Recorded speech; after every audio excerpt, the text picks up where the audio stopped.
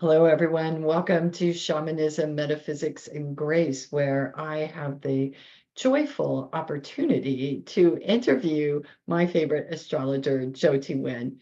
Jyoti, welcome. Thank you, Lauren. Always great to be here. I love it. Me too, Jyoti. And I felt an incredible shift today with this new moon. So I'm really looking forward to you sharing.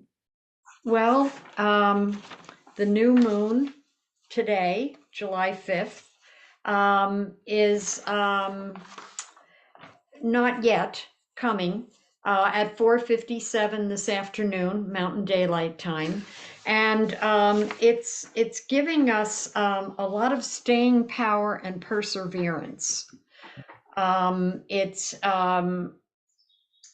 It's also deepening us, giving us an opportunity to look deeper to see what else is going on, because Mercury is opposing Pluto. So it gives us that ability to see beneath the surface of things, get under the radar, and use our perception and thinking process to just see other things.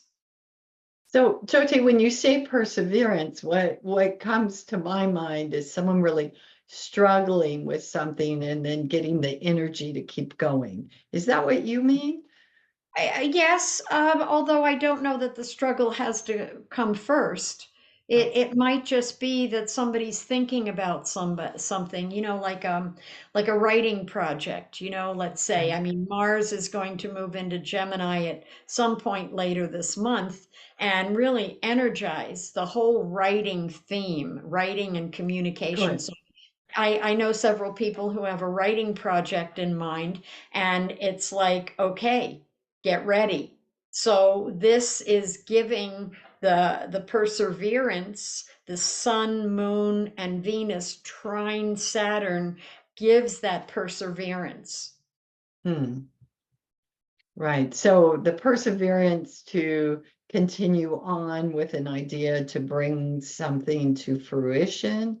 Yes, a goal, because Oh, Saturn is Capricorn and it's very much about goal orientation. And this is an emotional sign. This new moon is in Cancer, so it's an emotional sign. Sun and Moon in Cancer trining Saturn, and so there's a certain like emotional stick-to-itiveness, yeah. an emotional stalwart. Okay, I can do this. I feel I can make this happen. Oh, I love that. Yes, that speaks to Cancer. And this could be in relationships. Like, I can make this Absolutely. work. Maybe. Absolutely. And it also is about relationships are very dynamic. That is part of what I was going to say as well in the chart, because Juno, the asteroid of relationships, is exactly trining Mars. So there's this dynamic energy around one-to-one business and personal interactions with people. Wow. So what does the word dynamic mean? Um, it just is full of energy, Okay. and it gives you that ability to um or have the ability to just make it bigger. It's dynamic, it's noteworthy, it's Okay. Okay. full of strength and energy. So we're not looking at something being challenging or easy flowing. It's just there's energy there for And that. easy that Okay. it's a trine, so easy and easy flowing, Okay. Right. actually. Right. Okay. Beautiful. Okay. And then and trusting that flow, that trine in water, just trusting the flow, being more creative, and again with that Mercury opposed Pluto, being willing to look deeper Lovely. and having the skill to do that. I mean, it's one thing for the universe to say, we want you to look deeper right now, and people going, well, what does that mean? I don't know how to do that. Right. this is Mercury opposed Pluto. It's there. The aspect is there. You have the capacity to, if you're willing or if you want to look underneath the surface of things and see the things that aren't readily apparent. So with this new moon and folks wanting to set a new moon intention, where would that direct? So in relationship, in projects, All of the above. all the above. Okay. It's a new cycle. And depending on where you're at in your own life and what you're focused on or what you'd like to see happen, you can use this new cycle to implement something. I mean, it's very fruitful. In the next 12 to 24 hours, it's very fruitful after the new moon to initiate something, because the energy is there to begin it. Okay, folks, you've heard this right from Jyoti. Let's go. And also looking at the lay of the land, Sure. having Mercury oppose Pluto um, can give some insights that maybe you don't usually have. And Hmm. all of a sudden you see some things that you might go, whoa, I didn't realize it was like that, or I didn't realize people felt this way, or that this was happening, or whatever it is you're Exactly. focusing that energy onto. It gives you some hidden gems, you could say. Nice. Yeah. Thank you. So the next thing I wanted to touch on is this Mars Uranus conjunction on July 15th at 8:05 Mountain Daylight Time, 8:05 a.m. Mountain Daylight Time. And so typically when Mars and Uranus come together, it's considered very erratic energy. When I'm doing a reading and somebody has that in their chart, I'll just say, be mindful of your energy. Be mindful of where you place your feet so that you don't Mhm. jump up and forget you left a cabinet door above your head open. You know, just be mindful of your energy and what's going on around you, because the energy is very erratic, and things can happen unexpectedly. And so it's a day of generation. It's Mars is sparking that Uranus and Taurus, and so it can generate some energy like earth changes, like value changes. All of a sudden, you're thinking, well, maybe I don't want to do that. Maybe I want to chart a different course. So it's about change, and it's about unexpected change. Okay. Okay. Okay. So Okay. the next day, Yes. there's like Day 3 days after. in a row here. Yes. So the next day on the 16th, there's a grand trine in water with the moon, sun, and Neptune. Hmm. And it's not exact, but it's close in.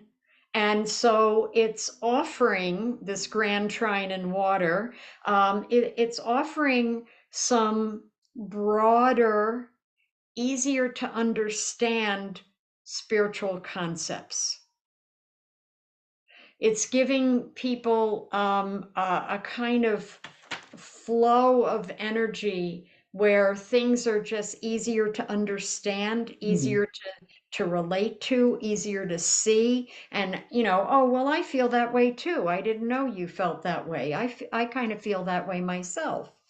However, this grand trine, when you have a grand trine, three planets within degrees of each other, when one point of that chart of that grand trine has an opposition, then this grand trine becomes what's called a kite. Right.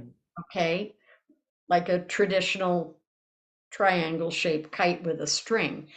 And so the kite formation is formed by the Uranus Mars conjunction. Hmm. And so it makes it, to use the word again, it makes it very dynamic.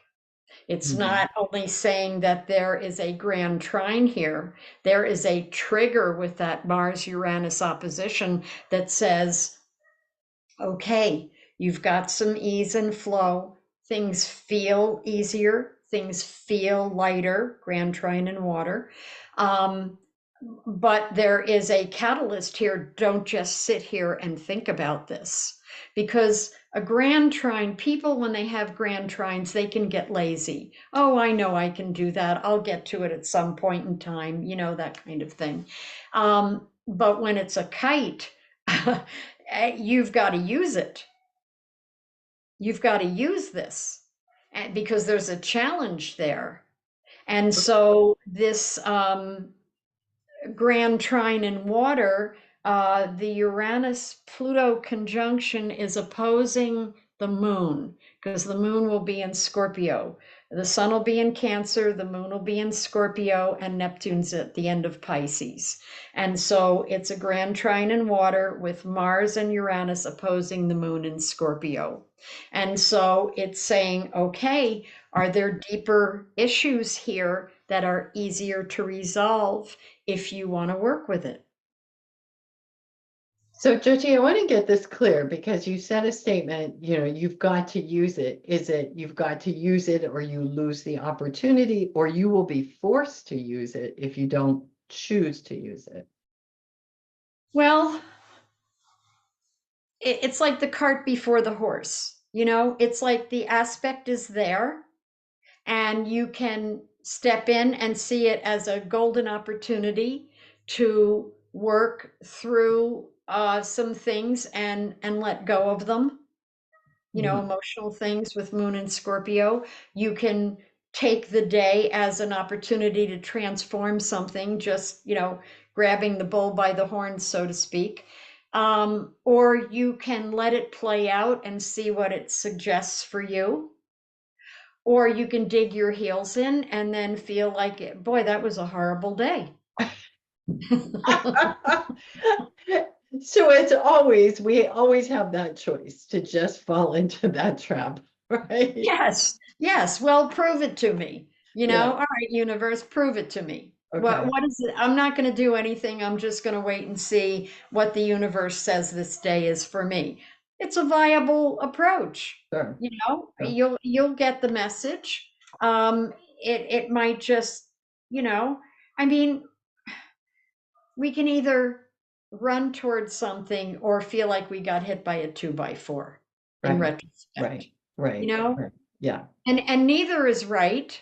Neither is maybe better than the other because maybe getting hit by a 2x4 is exactly what needs to happen. Sure. Sure.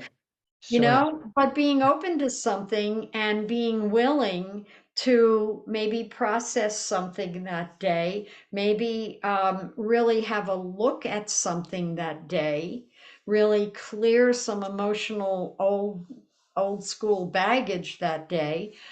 That to me is my interpretation of that aspect. Okay. That feels pretty clear, Jyoti. Thank you. Okay, and then the next day, July 17th, Mercury enters its shadow. Mm.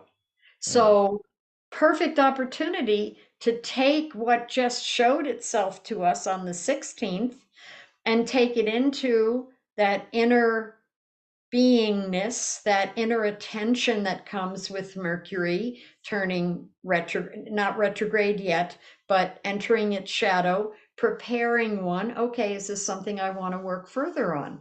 Are there roots here that just thinking of, well, I'm letting go of this, maybe that's fine, but maybe there's some deeper connections and roots that need to be weeded out as well. Mm. Mm. Lovely. Okay. So those Okay. are some big days, the 15th, 16th, and 17th, all in a Yeah, row. they really are big. Yeah. They Yeah. really are big. And so I think that Mercury, I didn't make a note of this, but I think that Mercury actually turns retrograde. I was thinking it was the 21st, but I guess it is not. And it is, no, I think it's August, early August. I remember looking at it and seeing August 4th. Okay. August 4th, Mercury will actually turn retrograde. And during this whole time that it's going through its retrograde, it will be in Virgo retrograding back into Leo. So when we enter the shadow, Mercury is still in Virgo. So we're using our discernment qualities. And then as it turns retrograde at some point, it re-enters Leo. And maybe we want to know some further things. Maybe we want to dig a little deeper and kind of gather our tools. Hmm. Hmm. Okay. Okay. Well, Jyoti, this was quite informative. I think everyone should be able to be well prepared for these 2 weeks ahead. Yes, and it's the turning point of the year. You know, we've had a very dynamic spring. That word dynamic, it must be just Mars in my consciousness. We've had a very dynamic spring, and this is kind of like the turning point to carry on the second half of the year. And I originally didn't realize how full July is. Yeah. Yeah. Yeah. It's feeling with a different flavor, but it feels as packed as April did. Yes, yes, without the eclipses. Yeah. Yeah. Yeah. Hmm. Maybe this is where maybe we're also feeling some of that eclipse energy now because that would have been right 3 to 6 months later too. Yes. Could Yes. could be adding to all this intensity. Yes, what got triggered at that eclipse on April 8th now beginning to show itself and giving us ways of working with it. Yeah. Mm. Yeah. Anything else, Jyoti? No, I think that's plenty. It feels like it. Yes. Okay. Thanks so much. You're welcome, Lauren.